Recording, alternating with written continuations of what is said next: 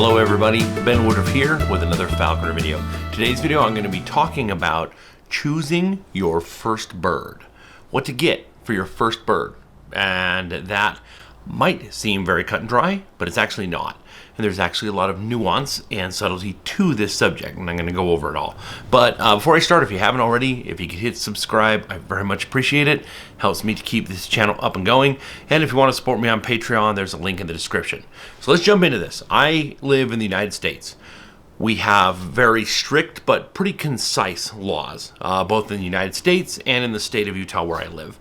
And these laws are kind of interesting, but growing up, the laws that I had were you had to start off as an apprentice, and then you become a general class after a few years, and then a master class. As an apprentice, you were allowed to have one bird, and it used to be that could only be an American kestrel, which is a very common species and very small species, or a red-tailed hawk. And as I understand it, the logic behind this was that these two species were very common.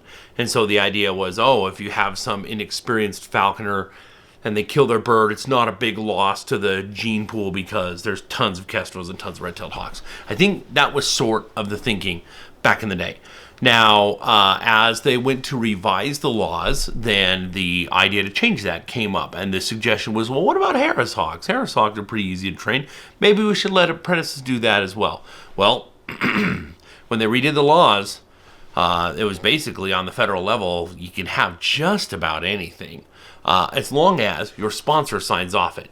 Because here in America, you have a sponsorship system, which is both good and bad. I have reasons to hate that system and reasons to love that system, which I'm not getting into all that here. But your sponsor is kind of like, hey, look, I'm going to kind of help you out here.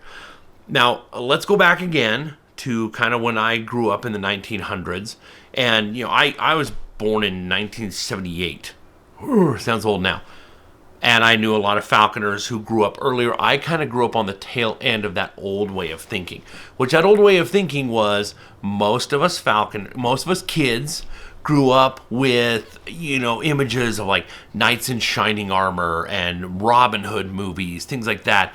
You know, medieval classics where you had falconers, you know, going around doing falconry, and that was kind of a view of like, oh, you were a knight, you had a falcon, or you were a lord, you had a falcon. There was sort of a cultural idea of that. In addition, we grew up with the very popular book, and it used to, I don't know if it was required, but almost, I think it was required at reading in elementary school, was the book My Side of the Mountain, written by Gene Craighead George. And it's a fictional piece where a boy goes and he runs away from home and he lives off the land in the mountains, and he gets a peregrine falcon named Frightful, and he trains it to hunt for him. And so there was a lot of people in the media. The laws were looser back then. They weren't very strictly enforced. And there was a lot of people who did wildlife education who would get these neat birds and they'd use them, like especially Disney. Disney always had these, you know, you'd have all these animal shows with these scenes that were so orchestrated and gave a false view of what nature was like. And it was really based off of based off of storytelling. But they'd have trained animals or animals that were got just for this purpose. And sometimes it was pretty brutal. Some of the Disney stuff that was done, if you look into it, some of the stuff and animals were actually harmed in the making of these shows as part of it. It's like, hey, we're going to get this animal, raise it up, and it's going to get attacked by this other animal, and we'll pit it off as being a natural thing. But these nature shows that were always out there, we did not have access to media. Growing up, we did not. There was certain times when things would be on TV. And you had a TV guide, and you would open up and see what time can I go. And so you would wait. There was anticipation, something we don't have anymore. Now we instantaneously have everything. You just boop, boop, boop, boop, boop. Any movie, anything, everything's streaming everywhere. And so there was anticipation that built up. So those of us who had a passion for wild animals, anytime there was a nature show on, or a Disney show, or you know, Disney's version of My Side of the Mountain, any of these shows, they really captivated our attention and built this idea of wanting to do falconry. It's very different today. Now you have 1,000,001 falconers all over the world doing videos, just like I am. Now remember, I didn't want to do videos. I thought, I've written books on falconry, and that's what I wanted to do, is to do more of those. But I saw so much really bad falconry media out there. I'm like, yeah, okay, I'll start doing some videos too. But so now people get their falconry from different sources. You might live in a country where you have to have a sponsorship, but you might still be getting more information from online videos than you do from your sponsor. Sponsor's a busy person, and you talk to him once a week, and you might be watching falconry videos every day. It's very different times that we're living in.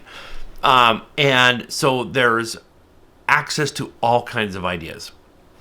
Now, in general, when it comes to picking your first bird, again, I grew up with a very different way. I grew up with get a kestrel or red-tailed hawk.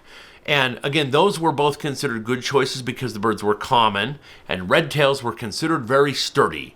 It's an easy bird to train. Well, the interesting thing is, kestrels are very delicate. If you're off on their weight management just a little, you could kill them easily. And there's not a lot of birds you can legally hunt. Like in Utah, we can hunt like you can house sparrows and European starlings. And that's, unless you're hunting rodents and insects, then that's kind of pretty much it, because you can't legally hunt other songbirds. And red-tailed hawks are incredible hunting birds if you have a good rabbit or squirrel population. If you don't, they're easy to acquire, they're easy to train, but what are you doing with them? Just flying them to the fist? So in other words, to get actual up and running hunting going, to get actual up and running falconry, some of the birds we deem as more difficult might actually be better. It is far easier to get a goshawk up and going and hunting and catching prey than it is a red-tailed hawk or a kestrel. It really is. So that's a thought. That's something to consider. Now, another thing we have to point out is throughout the world, falconry is a rich heritage. The United States, not very long, a little more than 100 years. But other countries have thousands of years of falconry history. So, for example, I consider a saker falcon. I've flown many sakers. Now, to be fair, all the sakers I've flown are probably European sakers. They're a bit smaller. They've been bred here in the United States. We don't have a lot of access to captive breeding programs here. But still, the saker's a saker. And I consider them to be a bit rascally, a bit tricky to train. Not the most loyal of birds. A lot of fun, really cool. And of course, it's a saker. It's the second biggest falcon in the world. So really good bird to train. But if I had a falconer in the United States come to me and say, what's a good first large falcon to fly? I would say a peregrine falcon, because they're the easiest to train and they're the most loyal by my count. I've flown a lot of different falcons. But you know what? In Middle Eastern countries, in many countries, I've seen all kinds of videos of little kids training saker falcons. It's their first bird, and it's like, these are saker falcons as big as a red-tailed hawk. I mean, these things are huge over there. And I see little kids training these birds, handling them, managing them, moving around. It's like, wait a minute, you got a little kid training one of the more difficult falcons to fly? That's kind of cool. That's kind of interesting. So there's something to be said for that. There's also a lot of countries where there are no laws whatsoever. And in those countries, you have a lot of good and you have a lot of bad. That makes falconry way more accessible to somebody. Somebody could be like, yeah, you know what? I'm going to take up falconry. I'm going to go catch myself a sparrowhawk, and I'm going to go out and fly it and train it, hunt with it, for a month and a half, and then I get kind of bored with the hobby, set the bird free, and I just had my little stint with falconry, and no harm, no loss. And it's kind of interesting how it works. So there's different things to consider. In general, the general rule is a falconer is going to have the most success flying a bird native to their area, hunting it on prey native to their area, and hunting it on prey that is abundant, that you're going to have the most success. So under that, well, maybe a species that would be deemed more difficult will be good. Like, let's say you are in an area that is overrun with quail. There's quail everywhere. Cooper's hawk is a tricky bird to train. In my opinion, training an imprint Cooper's hawk is the trickiest bird to train. But if you can hunt quail every single day and catch something, well, you're going to have a lot more fun than you are going to be flying a red-tailed hawk in a quail-filled area. Something to be said. So you got to consider this. How much time are you willing to put into this? Any falconer can train any bird.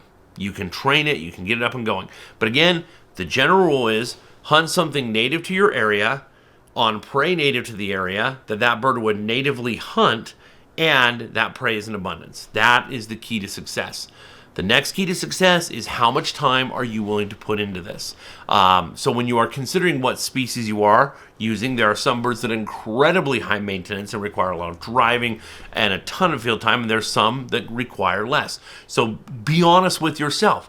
Even if you are so passionate about this one species, if it's not a good fit for your region or your prey base or the time you have available to fly it, then say, hey, I'm going to do that bird someday, but right now I'm going to choose a bird that is better for my circumstances and my situation. You will not go wrong by doing that. Now, I'm passionate. I love to fly all kinds of birds. I love to try new birds, and I love to try difficult birds. But again, you're going to have the most success, especially for your first bird. You really need to think things through and say, okay, what bird can I fly? And even if it's not native to your area, is it a bird that will hunt prey that you have abundant in your area? Is it something that will handle the climate well?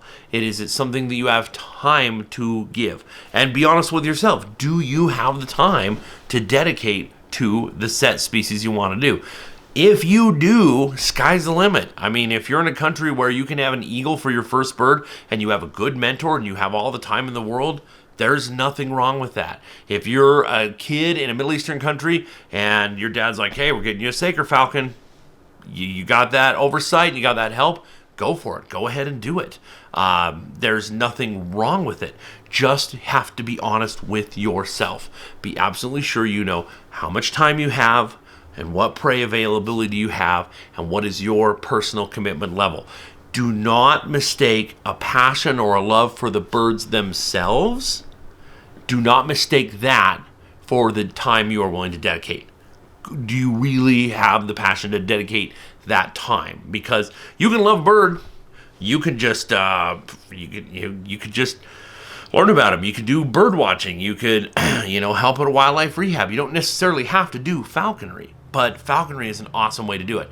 And you can always get out of falconry. You can do falconry for a bit, and you can get out of it. One of my really dear friends, John Griggs, he did the Falconry podcast with me on here, and he gets into falconry, and he'll do it for a few years, and then life will get really busy. He'll get out of it for a year or two, and then he gets back into it for a year or two and gets out of it for a year or two, based off of his life, his job situation, his family situation, his commute. He'll just base it off of that, and so he always has great success, and I respect that. I think that makes a lot of sense. You don't have to always be a falconer. You're always a falconer in here, but if you need to set it aside and just go out flying with your friends once in a while and then take it back up later on, that's okay. That's okay to do. But for your first bird, again, hallmark here that you got to remember, pick a bird that you have a ton of prey for and be honest with yourself about your time. Do you have the time to do the species you want to do? Do you have a good support group? Do you have a sponsor? Or if you're in a country where you don't need a sponsor, do you have a good mentor, somebody who can help you and teach you and answer questions and troubleshoot together? You got to have that for the species you're going to fly. And if you do, you're going to have great success. Falconry is incredibly rewarding. It'll push you, but it is so rewarding and it is so fun, and I highly recommend it to anybody who's willing to give it a try. So anyways, I hope you enjoyed just kind of my thoughts on kind of the principles of what to do when choosing your first bird. And if you haven't already, if you could hit subscribe. Now, if you watch this whole video to the end, in the comments, write crocodile. Type crocodile in the comments. I want to know you watch it all the way to the end. Hope you enjoyed it, and we'll catch you next time. And until then, as always, happy hawking.